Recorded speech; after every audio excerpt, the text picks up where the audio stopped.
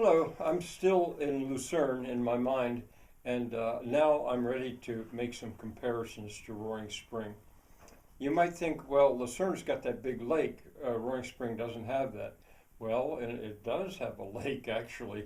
You just can't see it. Uh, Geologists are pretty sure, I think certain, that underneath the center or that area of Morrison's Cove, there is an underground lake.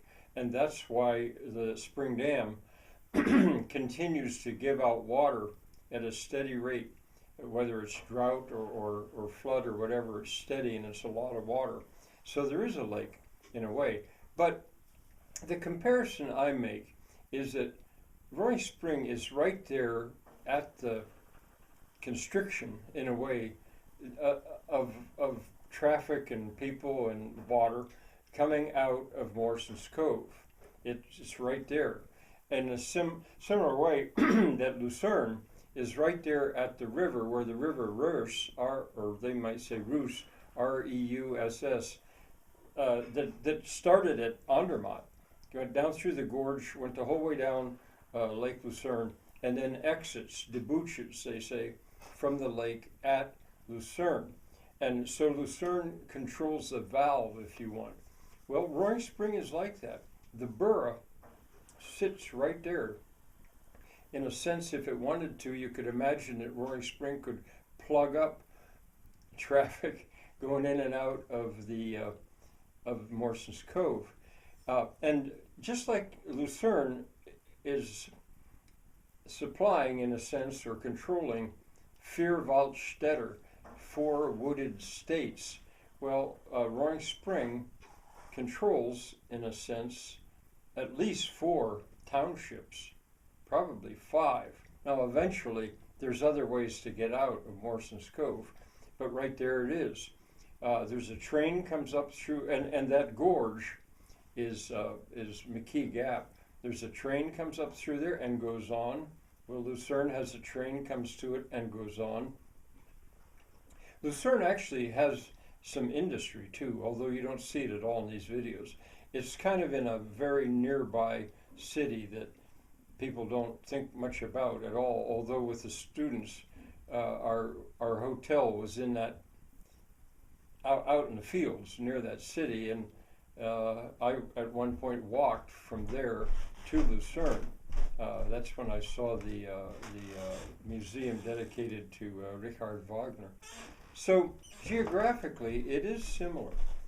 Mount Pilatus, well, it doesn't have a mountain like that, but it's got Lock Mountain and Blue Knob, you might be able to say. They're nearby, not real close. But the most important thing I want to tell you is that in the history of Lucerne, well, let me go way back. Lucerne, if you've ever heard of the Swiss lake dwellers, those prehistoric people, they lived right there, really. Bergenstock, I think, was the name of one of the mountains. Well, right at the foot of Bergenstadt and some other places, they have those prehistoric sites. Some of them are underwater now, I think, of the lake dwellers from back then. Well, Roaring Spring had indigenous people there before the white man, you might say. The Europeans got there. As a matter of fact, there was a massacre of 17 people, I think, somewhere in that area. And they fought. The Indians, if you will, the Native Americans didn't like that mill. When they first put up a mill there, it was a grist mill, I think, probably. They burned it down.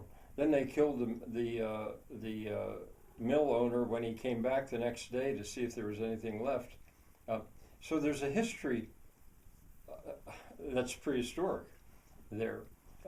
Another thing that they didn't say in the video I gave you, there's a wall around the part of Lucerne built that's away from the lake, because Lucerne had to defend itself from an attack by the Vierwaldstätter. The area around there fought a war with Lucerne, the city. And there's the patron saint of Switzerland, I think, uh, uh, uh, Nicholas von Frueli, or Brother Klaus, you could find him. He lived in one of the cantons. That's what they're called, cantons. And he managed to come, and he was revered by everybody. And he made peace. So they fought a war. Well, the McKee Gap didn't. Well, there were wars fought there in that area with the Native Americans, but they also armed that. They dug redoubts and stuff and prepared right there in that gap for the Southern Army in the American Civil War, just in case they would come up through Morrison's Cove on their way to Altoona. That was where they were going to make their stand to stop them. There was never a wall built around it. But, you know, in some kind of fantasy, you could imagine if a disagreement got big enough, like whether or not to put a data center right there in Taylor Township and partly in Roaring Spring Borough, and they got violent over it, well, there you go. The borough of Roaring Spring would have the most to lose, probably, because of the noise pollution and all that. So I can see some comparisons to be made. Now, again, the geographic beauty of it, it's just you can't compete with the Alps as a whole. But Roaring Spring, that tiny place, I think you can. If you imagine what it is by nature, what it was, say, back when those Native Americans were fighting us intruders.